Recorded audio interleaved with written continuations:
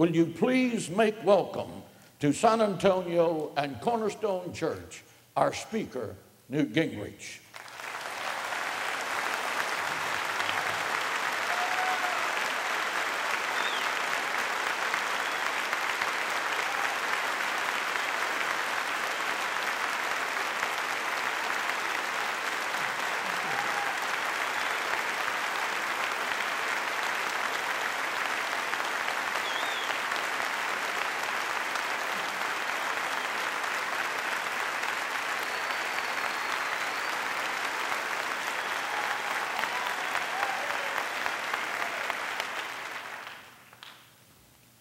Thank you very much. Thank you for those warm words and for that remarkable welcome. It sort of worries me at times when people are that positive when you come in. You kind of worry about how they're going to feel when you leave. And it's a little bit like the story that Mark Twain told about going through a town on a Sunday and visiting the local church, and he was a remarkable pastor. And as the sermon started going, Mark Twain took $20 out of his wallet. The sermon kept building in momentum. He took another 30 out. The sermon got so powerful, so emotional, he had $100 out. Preacher kept going, and by the time he was done, Twain took $15 out for the time he'd spent in the church that day. So I will try not to keep you so long that you feel that I owe you something for having tolerated me.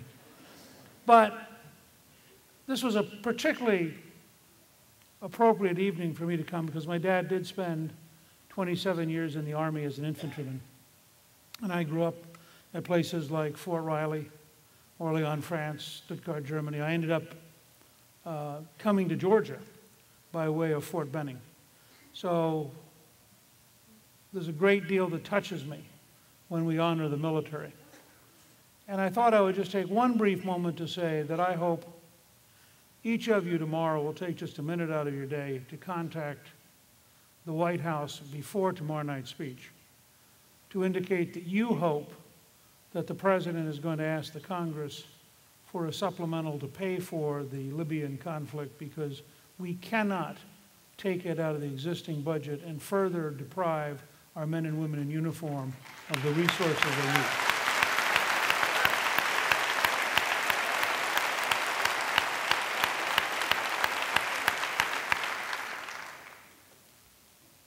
This is clearly a singing church, and I certainly felt a lot of powerful emotions, and I'm going to come to Rediscovering God in America in part from some of the songs we were singing together in the last few minutes. It's important to remember that the close of the first stanza of our national anthem is "We're the land of the free and the home of the brave." And I don't believe it's possible to be free if we're not brave. And I think bravery comes in many forms. Sometimes it's fighting. Sometimes it's campaigning. Sometimes it's just having the quiet courage to stand up for what you really deeply believe in, no matter what the politically correct elites have told you you're supposed to believe in. And so I believe it's very important for us to cultivate courage and the willingness to believe in who we are and in what we do. It was interesting, you sang, you may not know this, but you sang the more modern version of the Battle Hymn of the Republic, which was changed in the mid-1890s. Up until the 1890s, it said, "As Christ died to save men's souls, let us die to make men free." Because it was a battle song written in our most bitter and bloody war, in which 620,000 Americans were killed in a 4-year period, more than all of our other wars combined. The most religious war we probably ever fought. There were probably more Bibles on both sides of the Civil War than any other campaign we've ever had. It was a deeply, passionately emotional fight. And people really believed, and they were willing to sacrifice their life because they believed that there was a larger life that they were part of, and that there was life after death. In one of the movies that Clist and I have done, we have someone who talks about secularism and points out that it comes from the Latin seculari, meaning a century. and the notion that life is earthbound. You get the time that you get here. And that's what makes it so fundamentally different from religious belief. Because the heart of our faith is that this is a temporary moment on a much longer journey, and that we should spend this life preparing and being part of a much larger life. Now, if you're purely secular and you believe there is no much larger life, then all of us are very foolish, because we are following principles and following goals that by definition transcend the present. And in a sense, that's what we come down to in this great struggle. I believe our civilization, the entire Judeo-Christian tradition, is under siege. And I think it's under siege on two fronts. On the one front are radical Islamists, who the current administration and our political elites won't even admit and talk about. And on the other front, it is secular atheists, each of them dedicated to a world in which our 2,000-year Christian tradition and nearly 3,000-year Judeo-Christian tradition wouldn't survive. The desperation with which our elites are trying to create amnesia, so that we literally have generations who have no idea what it means to be an American. I always tell people that I am in favor of every first-generation immigrant being required to learn American history before they get their citizenship, but I am also in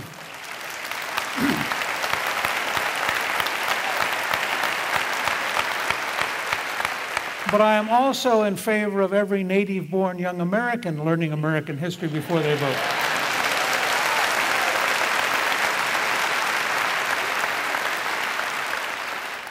Now, let me share with you, because I'm really here as a historian. I'm not a preacher. I'm not a theologian. My background is in teaching and studying history. And I want to share with you how I got to write Rediscovering God in America and how we then came to turn it into a movie. And it really starts in 2002. I stepped down from the speakership. I really didn't think my public days were going to reappear. I thought I would write books and give speeches and frankly enjoy life a little bit. I'd worked really hard. My dad was stationed in Orléans, France in the spring of 1958 when the French Fourth Republic was being killed by the paratroopers who flew back from Algeria where they were losing a war. Literally killed the Fourth Republic and brought General de Gaulle back to create the Fifth Republic, which still exists. We were living in 100% inflation. You could see World War I and World War II battle damage, which for a kid born in Harrisburg, Pennsylvania was this was really different than America. And we went to stay with a friend of my father's who had been drafted in 1941, sent to the Philippines, served on the Bataan Death March, and ended up in a Japanese prison camp for 3.5 years. And we were at the battlefield of Verdun, which is the largest battle in the First World War on the Western Front. About 600,000 men are killed in this very large valley in a 9-month period. So about as many people were killed in 9 months in this one valley as were killed in the entire American Civil War. And they had a huge building called the ossuary, and the basement of it's glassed in, and the bones of the 100,000 men who had been blown apart and had rotted in the fields during the battle were in this. So if you're just ending my freshman year in high school, this was really overpowering. We moved that summer to Stuttgart. We arrived in Stuttgart the week that the American army went into Lebanon with tactical nuclear weapons offshore.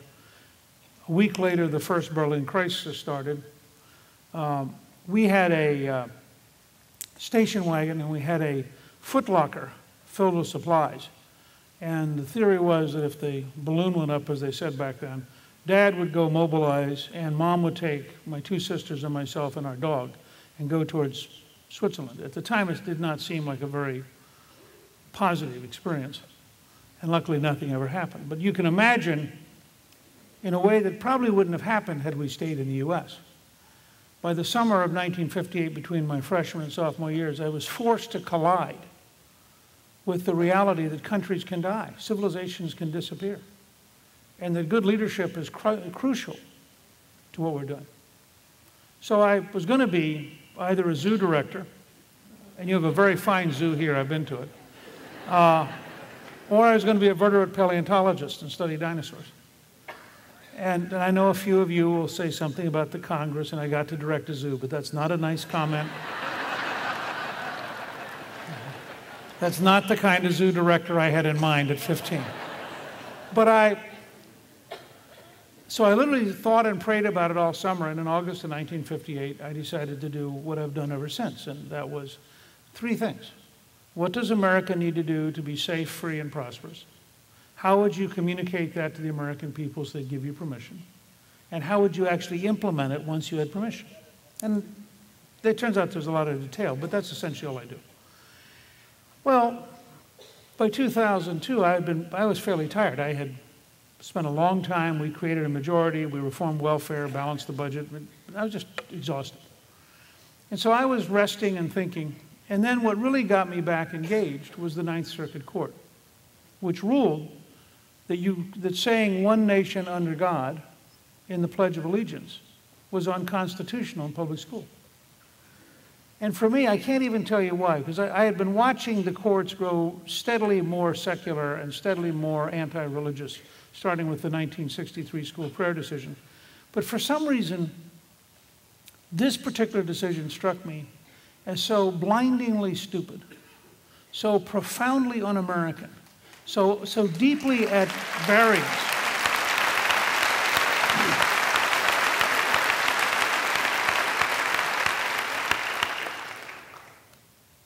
And I understood how Lincoln felt with the Dred Scott case in 1856, that there are just moments when you look up and you go, if I don't do something, I have two grandchildren, Maggie's 11, Robert's 9. I am convinced if we do not decisively win the struggle over the nature of America, by the time they are my age, they will be in a secular atheist country, potentially one dominated by radical Islamists, and with no understanding of what it once meant to be an American.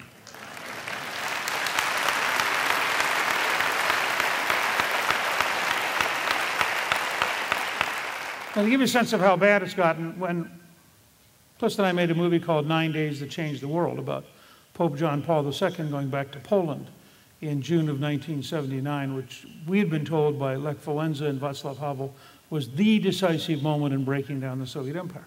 And I always tell people, you can't imagine how bad the Polish dictatorship was under the Soviets. They wouldn't let kids pray in school.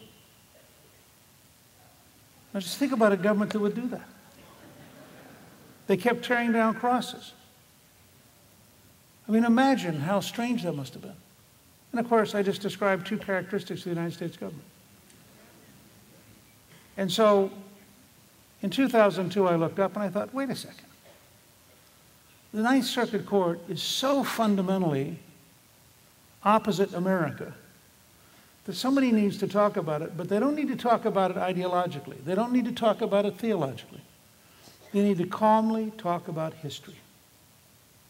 And so I wrote a little book called Rediscovering God in America, which later on became the first movie that Callista and I made. And it's a walking tour of Washington. And I did it for this reason. This is what I want you to think about as you talk to your friends and neighbors. I wanted to bring you a story which you could verify with your own eyes. So we're talking about fact. I'm a big fan of Lincoln as a speaker.